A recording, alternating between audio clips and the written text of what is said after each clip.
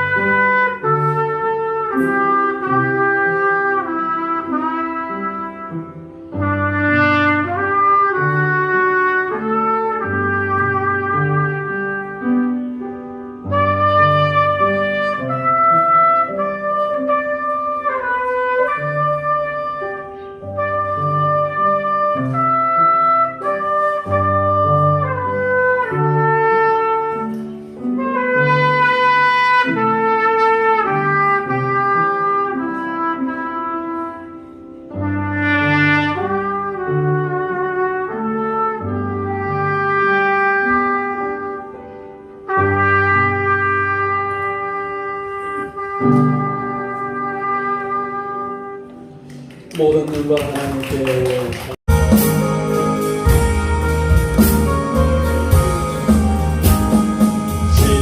십자가를 내가 지고 주를 따라갑니다. 이제부터 예수만 나의 몸에 삼겠네. 세상에서 문이 열고 모두 잃어버려도 주의 영광 내가 영생 오늘 받겠네. 주고 공동하는 소리 나무 공동한 하리 세상 사랑 감사하라 예수 진실합니다. 예수 나를 사랑하사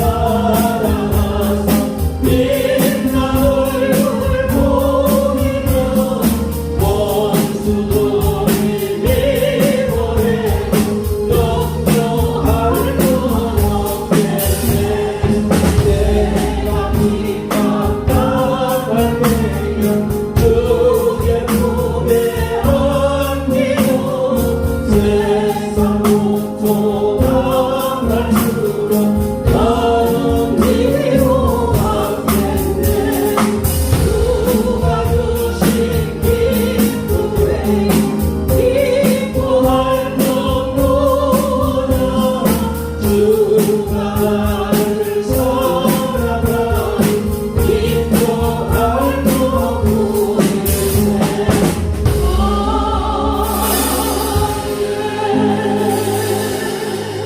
오늘 이 시대를 사람들은 무한 경쟁의 시대다 그렇게 이야기를 합니다.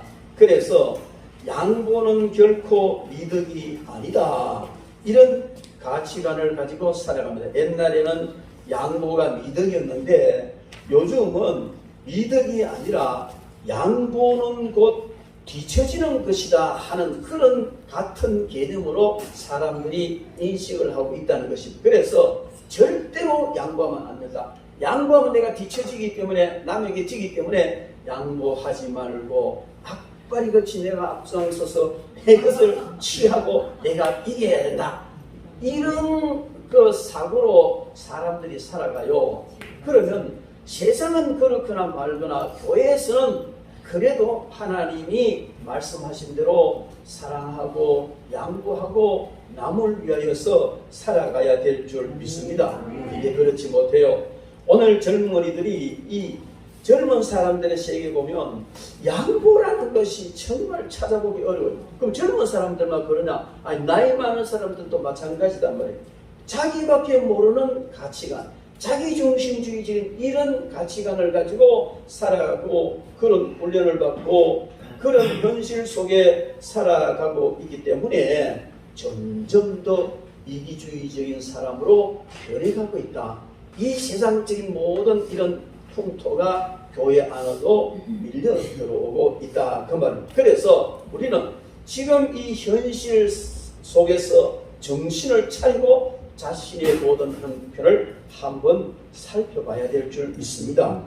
그래서 오늘 우리 성경 본문 말씀, 이 말씀 가운데서도 보면 이 말씀의 배경이 되는 것이 어디냐면 1장 고린도전서 10장 1절부터 쭉 다 읽어서 연결해서 우리가 이해를 해야 오늘 이 성경 말씀이 함께 이해가 되지는 그런 부분입니다. 보면 이 고린도전서 10장 2절부터 5절까지 말씀을 보면 모든 하나님의 사람들이 모세에 속하여서 특히 이스라엘 백성들이 출애굽할 때에 모세에게 속하여 다 구름과 바다에서 세례를 받고 신령한 식물을 먹고 다 같은 신령한 음료를 마셨다 그렇게 말합니다. 그 신령한 식물이라는 것은 뭡니까? 이스라엘 백성들이 그 애굽에서 나와서 홍해를 걷는 것을 바울 사도는 모세에게 속해서 세례를 받았다 그렇게 표현을 하고 있어요.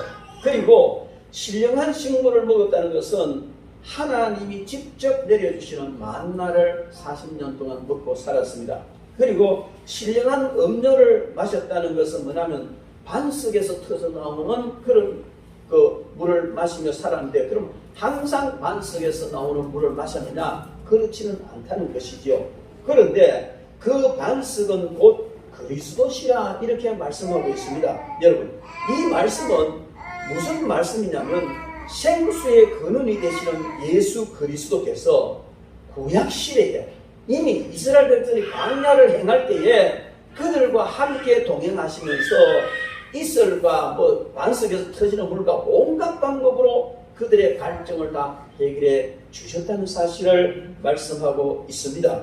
그래서 이들은 40년 동안 그 하나님, 우리 예수님께서 구약 이스라엘 백성들과 동행하셨다는 사실을 바울 사도는 이야기하고 있습니다. 뿐만 아니고 우리가 잘 아는 대로 사드락, 메삭, 아벳노고가 풀무불 속에 들어갔을 때 분명히 세 사람을 넣었는데 거기에 인자 같은 이가 한 사람 더 있어서 네 사람이 풀무에 돌아다니더라. 이 인자 같은 이를 많은 성경학자들은 구약에 나타난 예수님이시다. 너무 믿음으로 살기 위하여 풀무불 속에 자신을 던져 넣어버리니까 주님이 직접 그들 가운데 들어가셔서 그들을 보호하시고 이 고의 하나 거슬리지 않고 눈썹 하나 타지 않도록 그들을 지켜주셨다는 사실을 이야기하고 있습니다. 여러분, 예수님이 공식적으로 사람의 몸을 입고 이 땅에 오신 것은 약 2000년 전에 성탄절을 오셨지만은, 그러나 구약시대 성부, 성자, 성령 하나님은 항상 함께 하셨습니다. 이스라엘 백성들이 광야를 통과할 때에 신령한 반석으로 예수 그리스도가 함께 동행하셨다는 사실은 바울 사도가 이야기하고 있는 것입니다. 그리고 그러나 저희의 다수를 하나님이 기뻐하시지 아니하신 고로 저희가 광야에서 멸망을 받았다, 이렇게 5절에 말하고 있습니다. 이것은 저희의 다수가 누구냐? 저희의 다수는 하나님께 영광을 돌리지 아니한 그 6절 이하에서 이야기하는 이런 사람들입니다. 여러분, 광야 40년 동행할 때에 하나님을 대적하고 지도자를 대적하고 하나님께 영광을 돌리지 않는 그들은 다 멸망시켜버렸다, 이렇게 말씀하고 있습니다. 여러분, 이들이 도대체 그 다수들, 하나님 앞에 멸망당한 이 다수들이 어떤 일을 행하면서 하나님께 영광을 돌리지 못했느냐 하는 사실을 6절부터 이야기하고 있는데, 6절 말씀에 보면 그런 이런 우리의 그울이 되어 우리로 하여금 저희가 악을 절개하는 것 같이 절개하는 자가 되지 않게 하려 하면, 그들은 악을 절개했다는 거예요. 여러분, 이해가 되지 않지 않습니까? 밤에는 불기둥, 낮에는 구름기둥, 아침마다 만나 신령한 반석으로부터 그 신령한 음료를 늘 먹고 살고 기적을 보면서 살아가는 그들이 악을 절개했다는 거죠. 이해가 되지 않는 것입니다. 왜 그런가? 저는 그 이유를 사탄에게 미혹됐다. 하나님께 영광을 돌리지 못하도록 사탄이 여러 가지 모양으로 미혹하는데 미혹당했다고 봅니다. 에덴 동산에서 하와를 미혹했던 이 사탄은 그 이후에 계속해서 하나님의 백성들을 끊임없이 미혹하고 하나님께 영광을 돌리지 못하게 하고 악을 절개하는 이런 삶을 살게 했던 것입니다. 오늘 이 시대도 교회 안에 하나님을 믿는 사람 중에서도 사탄의 미혹을 받으면 하나님께 영광을 돌려드리는 것이 아니고 오히려 악을 절개함으로 하나님이 기뻐하시지 않아서 그들을 멸망시켜버리는 자리로 빠질 수도 있다는 것입니다. 7절 말씀에 저희 중에 어떤 이들과 같이 너희는 우상 숭배하는 자가 되지 말아라. 우상을 숭배함으로 하나님께 영광을 돌리지 못한 백성들이 그들이었다. 광야의 백성들이었다. 그렇게 말합니다. 8절에 저희 중에 어떤 이들은 가늠하다가 하루에 23,000명이 죽었나니 우리는 저희와 같이 가늠하지 말자. 이 사실은 이스라엘 백성들이 시팀에 머물러 있을 때에 우상 제물을 먹고 가늠함으로 작은 한 지파 베냐민 지파의 수가 24,000인데 그 베냐민 지파 한 지파만큼 23,000명이 하나님께 징계를 받아 광야 그 시팀에서 죽어버렸습니다. 왜 그렇게 됐습니까? 미친 선지자 발람이 하나님께 영광을 돌리는 삶을 살라고 부름을 받은 그가 재물의 눈이 어두워지고 이 명예의 눈이 어두워져서 하나님을 거역하고 가서 아무리 저주해도 안 되니까 망하는 방법을 가르쳐 주었는데, 이 백성은 하나님 백성께는 절대로 망할 수가 없다. 그러나 하나님께 영광을 돌리지 않고 악을 행하면 망한다. 하나님이 가장 싫어하시는 것이 우상 숭배와 간음이다. 그래서 많은 장녀들, 기생들 보내가지고 우상 제물을 가지고 들어가서 그 진영에 들어가서 그냥 먹고 즐기고 악을 행하게 하고 문둥병처럼 악이 퍼져나갈 때 하나님께서 그들을 쳐 죽였는데 23,000명을 죽였다는 것입니다. 여러분, 우리는 어떤 자리에 있든지 이 우상 숭배하는 자, 간음하는 자의 자리에 들지 않도록 노력을 해야 될 줄 믿습니다. 그리고 9절에 보면 저희 중에 어떤 이들이 주를 시험하다가 뱀에게 멸망하였느니 우리는 저희와 같이 시험하지 말자. 이스라엘 백성들이 광야를 행할 때에 하나님께서 불기둥 구름기둥으로 인도하셨습니다. 모세는 불기둥 구름기둥으로 인도하는 대로 백성들을 이끌어갈 수밖에 없었습니다. 그런데 이 백성들이 그냥 길을 가는데 쫓겨나가지고 이래 둘러가는 것 같은 느낌을 받고는 왜 이렇게 이상한 길로 우리를 이끌어가느냐고 모세를 원망하고 하나님을 대적하고, 하나님께 영광을 돌리는 것이 아니라 대적하는 일을 할 때 하나님께서 불뱀을 보내서 그들을 물고 끝까지 반항하는 자들은 다 죽게 만들었던 사실입니다. 여러분, 그 사실을 통해서 알 수 있는 것은 그들은 전혀 하나님께 영광 돌리지 못했다는 사실입니다. 10절 말씀에 보면은 저희 중에 어떤 이들은 원망하다가 멸망시키는 자에게 멸망하였나니 너희는 저와 같이 원망하지 마라. 이스라엘 백성들이 광야 40년 동안 진행하면서 한결같이 지도자 원망했습니다. 한결같이 하나님 원망하고요, 그런 삶을 살았습니다. 오늘 우리가 광야와 같은 세상을 살아갈 때에 매일 하나님께 감사하면서 살아야 될 줄 믿습니다. 감사의 조건을 찾으면요 너무너무 많습니다. 그런데 원망하기 시작하면 전부 다 원망거리가 될 수도 있다는 것입니다. 그래서 우리는 이런 자리에 있을 때는 절대로 하나님께 영광을 돌리지 못하기 때문에 그런 자리에서는 나와라 이렇게 말하고 있습니다. 이 11절 말씀에 보면 저희에게 당한 이런 일이 거울이 되고 또한 말세를 만난 우리의 경기로 기록하였느니라. 이런 일이 어떤 일입니까? 바로 하나님께 영광을 돌리지 못하는 사람들에게 나타난 결과 이런 것을 말하는 것입니다. 그러므로 12절 13절 말씀에 보면은 그런즉 선줄로 생각하는 자는 넘어질까 조심하라. 사람이 감당할 시험 밖에는 너희에게 당한 것이 없나니 오직 하나님은 미쁘사 너희가 감당치 못할 시험 당함을 허락하지 아니하시고 시험 당할 즈음에 또한 피할 길을 내사 너희로 능히 감당하게 하시느니라. 이렇게 말씀하십니다. 여러분, 그러므로 너희는 절대로 넘어지지 마라.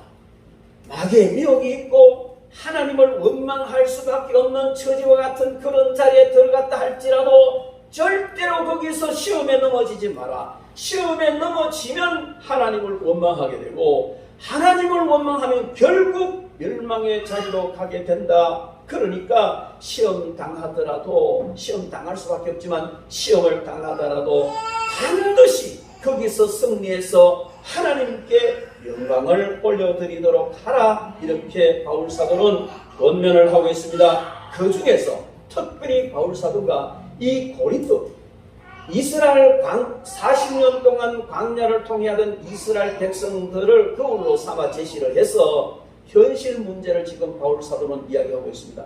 고린도 교회의 현실 문제를 바울사도가 이야기하는데, 현실 문제에서 시험에 들지 말고 승리해서 하나님께 영광을 올리도록 하라 권면을 하는 것입니다. 여러분, 당시 고린도 교회 성도들에게 있어서 현실적으로 당면한 문제는 이 사회적으로 편만해 있던 문제들이 교회 안에 흘러들어와서 교회가 사회처럼 되어버린 이런 문제였습니다.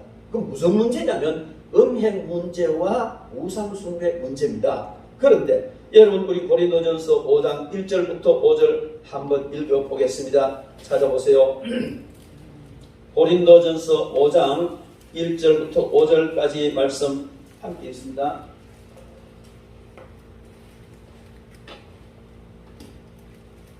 같이 합독하겠습니다.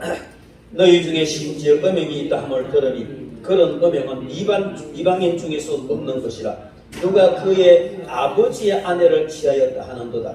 그리하고도 너희가 오히려 교만하여져서 어찌하여 통한이 여기지 아니하고 그 일 행한 자를 너희 중에서 쫓아내지 아니하였느냐.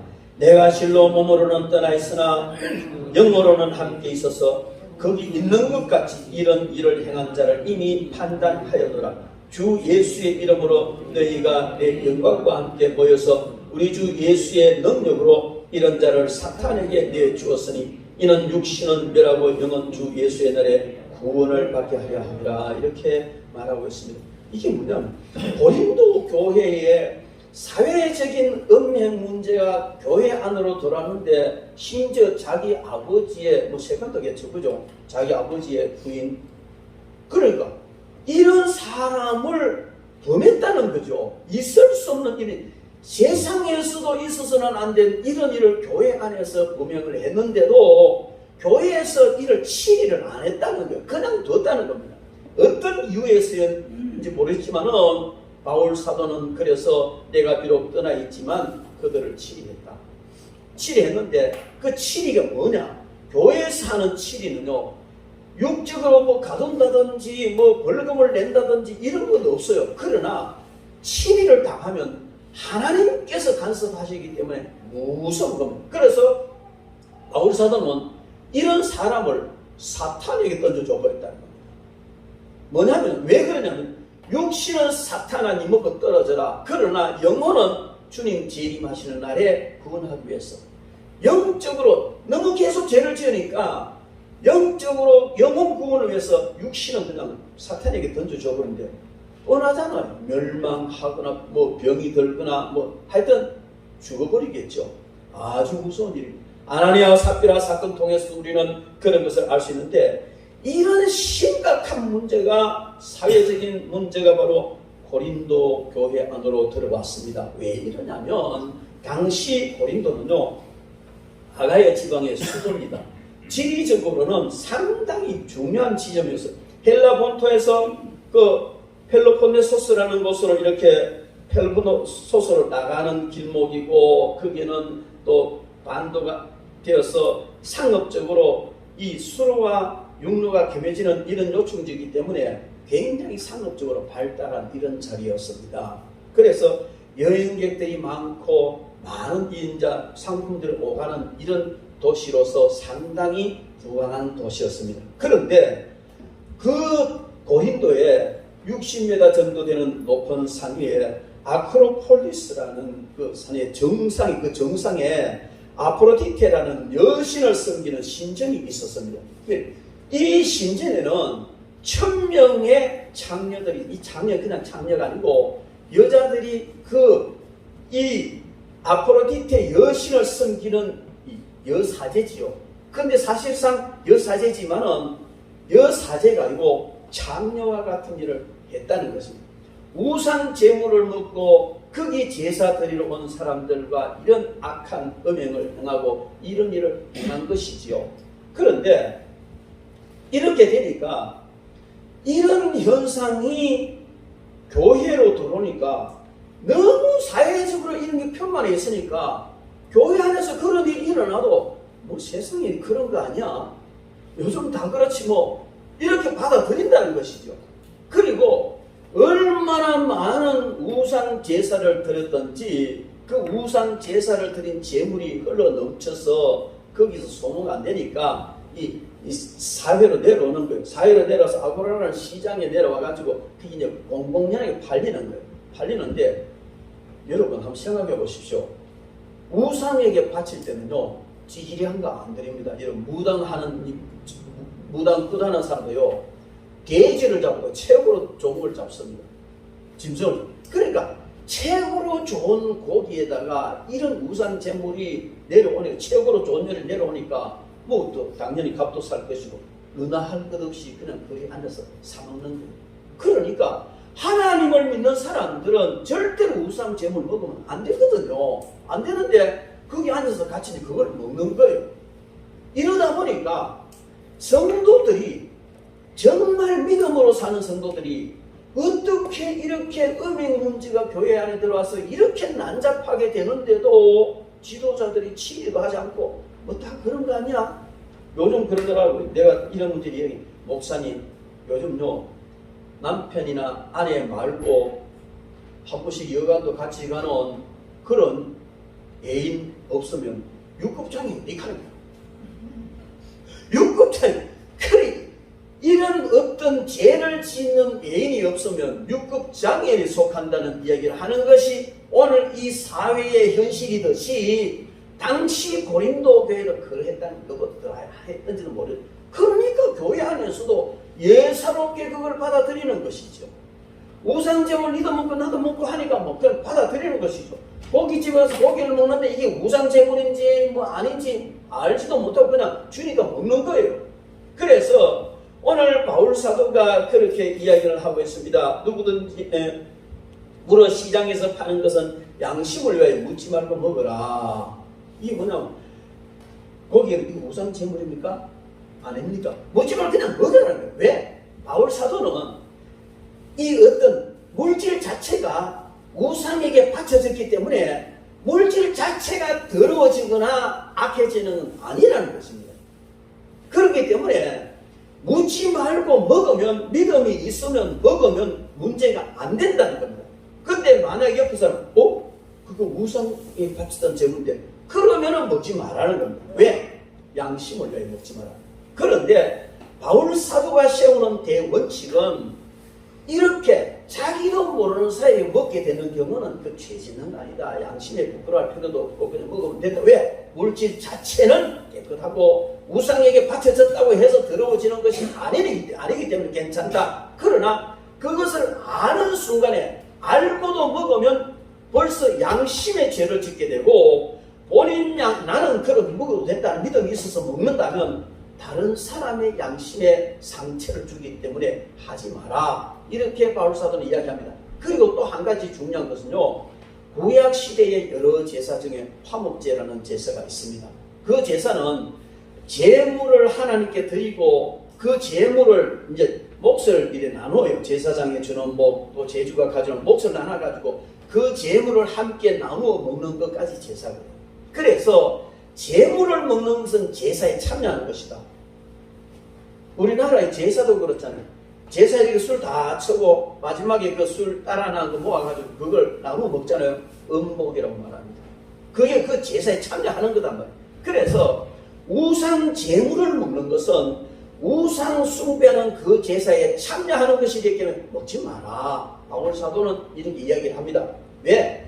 너무 혼란스러우니까 기준이 명확하게 없으니까 우리는 오늘 바울 사도가 딱 정리를 해서 이렇게 해라고 딱 이야기를 해주지만 당시의 고린도 교회의 성도들은 이제 금방 전도 받아가지고 믿음으로 사는데 구체적인 이런 말씀이 없었거든요. 신약이 없었기 때문에 없었으니까 어떻게 해야 될지 알지 못하고 이러쿵 저러쿵 그렇게 우왕장할 때 바울 사도가 분명하게 이렇게 선을 그어서 정리를 해 주었습니다. 그래서 이런 당시에 여러 가지 사회적인 일로 인해서 성도들 간에 여상스럽게 그냥 음란 행위를 행하고 우상에 바쳤던 고기도 먹고 이렇게 하는 거죠. 그래서 분명하게 바울 사도는 말합니다. 20절부터 21절을 보면 대적 이방인의 제사하는 것은 귀신에게 하는 것이요 하나님께 제사하는 것이 아니니 나는 너희가 귀신과 교제하는 자 되기를 원치 아니하노라.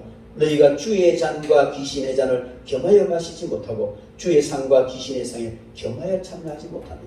우리가 성찬 예식에 참여한다는 것은 주의 잔과 떡에 참여하는 거예요. 그렇게 하면 또 귀신의 상에 둘러앉아가지고 같이 먹는 거 안 된다는 겁니다. 여기에 대해서 바울 사도는요, 음명에 대해서는 철저히 징계를 해버려요. 그냥 사탄에게 던져주고 먹잇감을 던져줘버릴 정도로 치리를 했고 또 우상 숭배하는 일에 대해서는 철저히 피해라.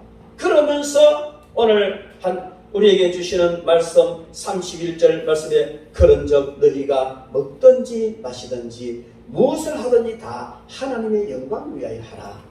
이렇게 결론을 내려주는 겁니다. 여러분, 이것은 먹고 마시는 문제뿐만 아니고 일상의 모든 문제에 대해서 아리까리하게 분별이 안 되고 이래야 되는지 저래야 되는지 잘 모르겠고 이렇게도 하고 싶고 저렇게도 하고 싶고 내가 좋은 대로 하고 싶고 이런 일 앞에서 우리가 분명하게 선택해야 될 길은 뭐냐면 내가 이렇게 하면 이것이 하나님께 영광이 되느냐 이 질문을 하라는 겁니다. 여러분 우리는 이 혼탁한 세상 살아가면서 많은 일들을 만납니다. 그런데 명확하게 교회의 법에 금하고 성경에서 금하는 것은 우리가 안 할 수 있어요. 그런데 세상에서 다 하고 있으니까 이거 어떻게 해야 되지? 이제 이런 문제가 있다는 거예요. 더더욱 세상이 더 다변화되기 때문에 이런 모든 문제에 대해서 성경에서 일일이 답을 다 주지 못하는 이런 문제도 많이 있다는 겁니다. 이럴 때에 우리는 거기서 어떻게 해야 되느냐? 먹는 것이든 마시는 것이든 어떤 일을 하든지 이것을 하는 것이 하나님께 영광이 되느냐 안 되느냐 이것을 판단 기준으로 삼으라. 그래서 바울 사도는 먹든지 마시든지 무엇을 하든지 이 무엇이라면 모든 것 다 포함되어 무엇을 하든지 다 하나님의 영광을 위해서 해라. 여러분 우리가 살아가면서 어떤 한 가지 선택을 하든지 기로에 놓였을 때 가장 중요한 선택의 기준은 이것이 하나님께 영광이 되느냐 안 되느냐. 직업을 선택하는데 이렇게 하면 됩니까? 목사님 내 이런 거 하면 하고 싶은데 하면 어떤 장로님 묻더라고요. 막걸리를 개발했는데 어떤 분이 이 막걸리가 평소에는 괜찮은데 그 중동 지방이 뜨거운 지방은 바로가 되는 참 기가 막히는 기술로 개발했는데 먹어보면 맛이 또 기가 막힌다는 거예요. 그래서 이 사업을 이제 그 우리 개발하는 사람이 장로님하고 같이 하자는 거예요. 그래 목사님 하면 되겠습니까? 안 되겠습니까? 하면 돈은 벌겠네. 돈은 벌겠지만 잘 생각해 보세요. 장로님이 막걸리 장사에서 돈 벌어서 사업을 일하는데 11조가 치고 글쎄요. 저는 하여튼 뭐 좀 그런 것 같아요. 대구에서 어떤 이제 그 권사님 식당 하시는데요. 식당이 굉장히 잘 돼요. 굉장히 잘 되는데 여러분 식당에 소주 팔고 막걸리 안 팔 수가 있습니까? 그건 이 권사님이 좋은 일을 너무 많이 하는 거예요. 그래서 이제 밥을 먹으러 갔어요. 저는 상대방이 어떻게 생각하든지 문제가 있다고 생각하면 꼭 집어서 질문을 하거든요. 그래서 이제 이제 밥을 먹고 나니까 이제 목사들이 몇 사람 갔으니 권사님 인사하러 왔어요. 목사님 고맙습니다. 고맙습니다. 권사님 소문 좋게 났습니다. 선교도 많이 하시고 좋은 일 많이 한다고 소문이 났습니다. 근데 권사님 전신에 술도 소주도 있고 뭐 짜다라 있네요. 이거 팔아야 됩니까? 팔아야 되는데 이거 없으면 장사가 안 되는데 참 목사가 못됐죠 그죠? 그 아픈 짐을 왜 해? 그냥 밥이나 먹고 가지. 그래서 제가 물었어요. 그 권사님은 어떻게 생각하세요? 가만히 하나님이 아시겠지요. 하나님 아시겠지요. 이러는 내가 가슴이 뭉클하더라고요. 이런 아픔 속에서 어쩔 수 없이 이렇게 하는구나. 목사기 때문에 뭐 그냥 흑백을 가려서 이렇게 이렇게 쉽게 말할 수 있지만 현실적인 삶 속에 살아가는 많은 성도들은 정말 이게 아니라는 걸 알면서도 어쩔 수 없이 하지 않을 수 없는 그런 상황이 있다는 것입니다. 근데 이 못된 목사가 그걸 꼭 찔렀다고요. 권사님 마음이 얼마나 아팠겠어. 근데 권사님 대답이요. 하나님이 아시겠지요. 하고 그렇게 좋은 일을 많이 하는 권사님이 풀이 팍 주고 그 대답을 할 때 제가 하나님 회개했습니다. 하나님 괜히 내가 쓸데없이 못했다고. 여러분 그러나 여러분 우리가 이제 왜 제가 이런 얘기를 하느냐면 우리가 살아가는 현실은 분명히 흙과 벽을 나누어서 살아갈 수가 없다는 겁니다. 살다가 보면요 성도로 사지 말아야 할 일도 물론 엄난이나 우상성 드러나는 건 절대로 안 되죠. 그러나 그런 아픔과 애로가 있을 수가 있습니다. 그럴 때 여러분 깊이 생각하십시오. 깊이 생각해서 이렇게 하는 것이 하나님께 영광이 되느냐 안 되느냐 이것을 생각하셔서 만약에 하나님께 영광이 안 된다면 정리하는 것이 복입니다. 저는 그렇게 생각해요. 제가 그 질문했는데 그 권사님이 너무 마음에 찔려가지고 하나님 앞에 기도, 하나님 어떻게 할까요? 어떻게 기도하다가 하나님께서 네가 알아서 해라 뭐 이렇게 응답하실 것 같아요. 그죠? 그러면 알겠습니다 하고 술 정리해보면요, 저는 매출 더 올라온다고 믿습니다. 그게 제 믿음이거든요. 술을 안 팔기 때문에 손님이 그날부터 끊어질 것이라가 아니고, 술을 안 먹고 맛있는 요리만 먹는 손님들이 미 터지게 온다는 그렇게 믿습니다. 왜? 하나님의 영광을 위해서 아픈 결정을 했기 때문에 하나님이 반드시 보상해 준다고 믿습니다.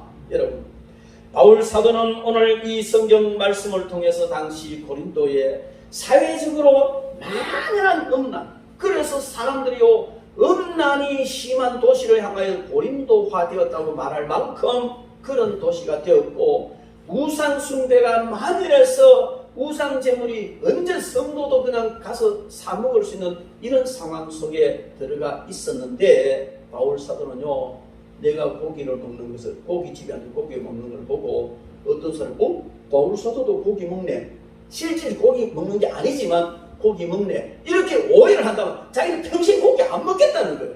여러분, 한 영혼을 위해서, 주의 영광을 위해서 그 정도는 포기할 수 있다는 거예요. 이게 바울의 심령입니다. 여러분, 우리도 먹는 문제, 마시는 문제뿐만 아니라 일상생활 속에 살아가면서 이건 아닌데 양심의 가책이 생기고 다른 사람의 양심의 가책을 줄 수밖에 없는 이런 일 앞에서 과연 이것이 하나님의 영광을 위한 것이냐 생각해보고, 그래, 이건 아니다, 이건 하나님께 영광되는 것이 아니고 영광을 가져오는 일이라고 판단되어질 때 과감하게 정리하면 그것이 십자가를 지는 것이고, 그게 반드시 하나님께서 복으로 채워주실 줄 믿습니다. 23절 24절 오늘 본문 보면은 모든 것이 가하나 모든 것이 유익한 것이 아니요 모든 것이 가하나 모든 것이 덕을 세우는 것이 아니 누구든지 자기의 유익을 구하지 말고 남의 유익을 구하라. 우리는 남의 유익을 구하는 사람 아닙니까? 다른 사람의 영혼이 지옥 가는 걸 보고 그 영혼을 구원해서 천국으로 인도해야 되는, 정말 다른 사람의 유익을 위해서 살아가는 사람이 저와 여러분들입니다. 그래서 바울 사도는 이것도 가하고 저것도 다 가하다 하는 말은 허용될 수밖에 없는 일이라고 하더라도 하나님의 영광이 되고 다른 사람에게 유익이 되는 길을 선택하라는, 그게 바로 그런 가운데서, 그 아픔 가운데서 하나님의 영광이 드러나는 겁니다. 가시밭의 백합화 바람에 흔들려 찢길 때마다 그 바람통에 백합화의 향기가 더 짙게 드러나듯이 우리가 하나님의 영광 위에 살아가느라고 찢기고 손해보고 어려움당할 그때에 거기에서 하나님의 영광이 진하게 나타나는 줄 믿습니다. 이런 삶을 사시기를 바랍니다. 루터는 말했습니다. 그리스도인은 지극히 자유로운 만물의 지배자이며 아무에게도 예속되지 않는다. 그리고 그리스도는 지극히 충성스러운 만물의 종이며 모든 사람에게 예속된다. 아무에게도 예속되지 않는 것이 그리스도인입니다. 그러나 모든 사람들에게 예속되는 것이 그리스도인이다. 이렇게 루터는 말합니다. 이게 뭐냐면 우리는 하나님께서 예수 그리스도 통해서 십자가의 죽음을 통해서 그 어떤 세력에게도 예속되지 않도록 우리를 자유롭게 해주셨습니다.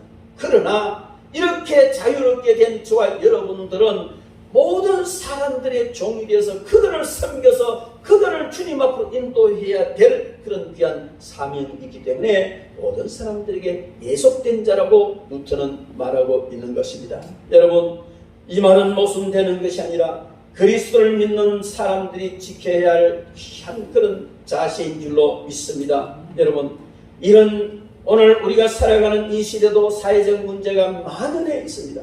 그러나 그 모든 문제 앞에서 이것이 하나님의 영광에 부합되느냐를 먼저 생각해야 되는 줄 믿습니다. 세계 기증 경영 컨설터인 브라이언 트레이시라는 사람은 이런 말을 했습니다. 사업 성공의 핵심 원리 가운데 가장 중요한 것은 사업의 목표를 명심하는 것이다.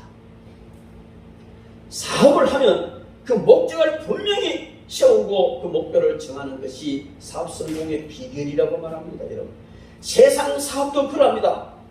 우리 하나님을 믿는 사람들의 목적이 무엇입니까? 그건 바로 하나님의 영광입니다.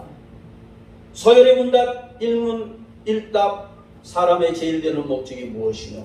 하나님을 영화롭게 하고 영원토록 그를 즐거워하는 것입니다. 이렇게 답하고 있습니다. 우리 하나님을 믿는 사람의 목적은 하나님을 영화롭게 하는 겁니다. 다시 말씀드리면 하나님께 영광을 올려드리는 것이란 말이죠. 그런데 적당하게 슬쩍슬쩍 하나님의 영광을 가려가며 사는 것은 목적에서 빗나갔다. 목적에서 빛난 그 사업은 성공할 수가 없습니다. 갈팡질팡하는 것이지요. 만약 성도가 하나님의 영광을 위한 분명한 목적을 잃어버렸다면 이것은 망망대해에 나침판 없이 항해하는 배와 다를 바가 없다. 그냥 이리저리 세류에 흔들리며 떠내려가고 되는 대로 살아가는 성도의 삶이 될 수밖에 없다는 겁니다. 망망대해 나침판 없이 항해하는 어디로 가야 돼? 어떻게 합니까? 마찬가지. 우리는 내 모든 삶은 하나님의 영광을 위한 것이라고 분명히 목적을 세울 때에 분명한 목적지로 가고 확실하게 갈 수 있을 줄 믿습니다. 2009년 미국 캔사스주 고등학교 육상 선수권 대회가 열렸습니다. 거기에 3200m 계주 경기가 열렸는데요. 거기에 1위 1등한 결승 마지막 주자가 1등에서 1등으로 돌아온 그 학교가 성 마리아 콜겐 고등학교라는 겁니다. 이 콜겐 고등학교 그 선수가 마지막 1위를 딱 들어갔는데 실격 판정을 받았거든요. 왜 실격? 바톤 터치를 할 때 라인 밖에서 바톤 터치를 했다는 거죠. 그래서 1등은 했는데 실격이 되고 그 실격되니까 마라나타 아카데미라는 학교가 2위로 들어갔는데 1위가 되어서 이제 금메달을 받는 거예요. 이 1위가 실격 판정을 받아서 어부지리로 금메달을 따게 된 이 마라나타 아카데미 팀 소녀들이 이 고등학생들이요. 그 메달을 받아가지고 그 아쉬워하는 그 학교 1위로 들어왔던 그 콜겐 고등학교 선수들에게 가서 메달을 딱 걸어줍니다. 메달을 포기하고 그 메달을 그들이 걸어줬다. 여러분, 어떻게 이런 일이 일어날 수 있습니까? 그것도 불과 고등학생밖에 안 되는 이 학생들이 어떻게 그런 일을 할 수 있을까? 법적으로는 모든 면에 자기가 1위고 자기들이 1위 1등 했고 또 당당하게 메달은 자기 소유라고 할 수 있는데도 그 약간의 실수로 해서 실격을 당한 그들에게 메달을 다 돌려주었다는 것이죠. 그런데 어째서 그런 일을 할 수 있었느냐 하는 것은 늘 그 학교의 선생님이 항상 그런 얘기했는데 이번에 경기에 출전하면서도 선생님이 기가 따갑도록 우리는 이번 경기를 하나님의 영광을 위해서 하는 것이다. 하나님의 영광을 위해서 우리 이번 경기한다. 그렇게 계속 이야기를 했다. 그런데 사실 하나님의 영광을 위해서 달렸는데 이등밖에 우승해서 미끄러졌단 말이죠. 그런데도 실격으로 해는 1등의 실격으로 자기들의 메달을 돌아왔을 때 하나님 감사합니다. 뭐 이렇게 할 수 있죠. 그런데 그 영광을 전부 다 포기하고 실격한 그들에게 돌려줬다는 것. 여러분, 그대로 메달을 소유하고 왔더라면 그 메달 뭐 존재도 없이 녹슬고 뭐 말았겠지만 이 기사는요 얼마나 아름다운데 지금까지 계속 회자되고 있지 않습니까? 여러분, 우리는 우리 스스로 권리를 주장할 수도 있고 또 얼마든지 내 유익을 위해서 할 수도 있지만 그러나 하나님의 영광을 위해서라면 그것을 포기할 줄 알 때, 포기해버릴 때 하나님께서 영광을 받으시는 줄 믿습니다. 여러분, 이건 결코 쉬운 일은 아닙니다. 어렵고 힘들지만은 우리가 이렇게 할 때에 하나님이 영광을 받으십니다. 일본의 유명한 신학자 우치무라 간조 목사님은 이런 말을 했습니다. 실패하는 것이 죄가 아니라 목적이 잘못된 것이 죄다. 맞습니다. 죄라는 말의 그 헬라어 하말티언요 관역에 명중시키지 못했다는 겁니다. 우리가 하나님의 영광이라는 목적에 내 삶을 명중시킬 때 이게 의가 되고 복이 되는데 하나님의 영광이라는 그 관역에 우리 삶을 명중시키지 못하고 빗나가면, 하말처럼 관역에서 빗나가면 그게 죄라. 그래서 주무라 간조 목사는 실패하는 금주합니다. 목적을 잘못 선정한 것이 목적이 잘못된 죄다. 여러분, 우리는 하나님의 영광이라는 분명한 목적을 세우고 나가야 될 줄 믿습니다. 오늘 본문 말씀을 이야기한 바울 사도도 빌립보서 1장 20절 21절에 이렇게 말합니다. 나의 간절한 기대와 소명을 따라 아무 일에든지 부끄러워하지 아니하고 지금도 전과 같이 온전히 담대하여 살든지 죽든지 내 몸에서 그리스도가 존귀하게 되게 하려 하나니 이는 내게 사는 것이 그리스도니 죽는 것도 내게 유익이다. 여러분, 우리는 이런 자세로 살아가야 될 줄 믿습니다. 주님께서 저와 여러분들에게 지어주신 십자가라면 기꺼이 지고 가야 되는 거예요. 어떤 어려움과 손실이 있어도 가야 되는 거예요. 여러분, 저는 베세메스로 향하는 암소 이야기를 들을 때마다 가슴이 뭉클뭉클합니다. 법궤를 싣고 가나안으로 이스라엘로 돌려보내는 이 암소, 전나는 암소인데요. 이 전 목장도 해봤기 때문에 소가 젖이 뚱뚱 부르면 울고 난리 지겨요. 새끼가 빨아줘야 되는데, 안 그러면 젖소도 짜줘야 되는데, 젖이 띵띵 부르는 암소 2마리가요 새끼를 떼놓고 법궤를 끌고 가는데 표현이 이래요. 울며 베세메스 쭉 가는데 울며 갈 뿐 뒤돌아서지 않았다는 거예요. 우리는 하나님을 섬기며 나갈 때에, 하나님의 영광이라는 목적을 향해 나갈 때에 많은 손실이 있을 수 있습니다. 아픔이 있을 수 있어요. 때로는 직업을 포기해야 될 때도 있고 때로는 이권을 포기해야 될 때도 있습니다. 그러나 그럴 때마다 울더라도 그 길로 가십시오. 아파서 울더라도 그 목적을 흐트리지 말고 그 길로 하나님의 영광이라는 목적을 향하여서 나아가야 되는 줄 믿습니다. 그런데 마귀는요, 우리를 이렇게 미혹합니다. 절대로 그 말 믿지 마라. 그대로 하면 너는 손해본다. 어쩌면 지금 이 순간에도 절대 배목사 지금 하는 설교대로 살지 마라. 그거는 설교잖아, 설교. 그래 살면 너 손해봐. 그래 살면 너 망해. 이렇게 어쩌면 악하고 강경한 사탄이 여러분의 마음에 그런 미혹을 줄지도 모릅니다. 그러나 그 위에 시험에 넘어지면 하나님 영광 드러낼 수 없습니다.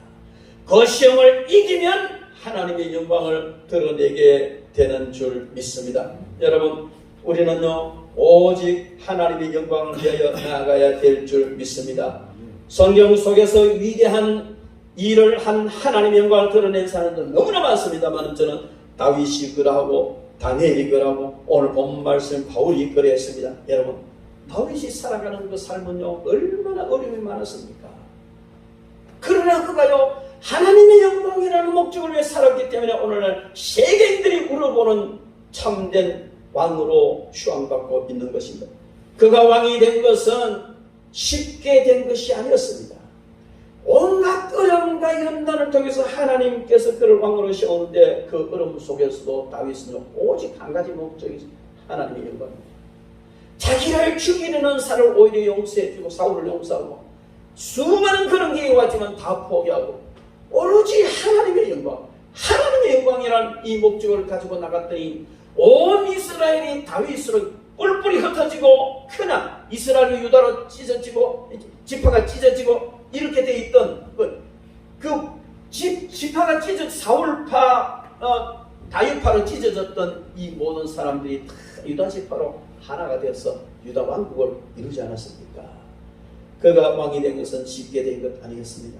하나님은 그를 한없이 연단시킨 신우의 왕으로 오셨는데 그 어려움 속에서도 그는 오직 하나님의 영광이라는 그 목적을 버리지 않았습니다. 미국의 메리언 웨이드라는 사람이 있습니다. 이 메리언 웨이드라는 사람은 사고를 통해서 눈을 실명하게 됐습니다. 하나님 앞에 하나님, 내가 무엇을 잘못했길래 이렇게 나를 불구로 만들어 힘들게 합니까? 왜 나를 폐인으로 만드십니까? 계속 기도하는 가운데 하나님께서 그에게 용기를 주셨어요. 그래서 그는 점자를 배우기 시작했습니다. 점자를 배웠는데 점자를 익힌 다음에 1929년도 회사를 창설을 했는데요. 서비스 마스터라는 청소 용역 회사를 만들었다는 겁니다. 그래서 그가 청소용역 회사를 만들면서 무엇을 하든지 다 하나님의 영광을 위해서라는 이 목표를 들고 시작을 했는데요. 하나님께서 얼마나 복을 주셨는지 3,900명의 임직원의 40개국에 8조 원의 매출을 올리는 어마어마한 회사를 세웠다. 여러분, 우리는 그냥 하나님의 영광이 어디됐든지 간에 그냥 적당하게 막 잔머리 굴려가 이렇게 저렇게 그렇게 하나님의 영광 같은 거는 안중에 넣고 그렇게 살아갈 수도 있지만 그러면 결국은 멸망의 자리가 있어요.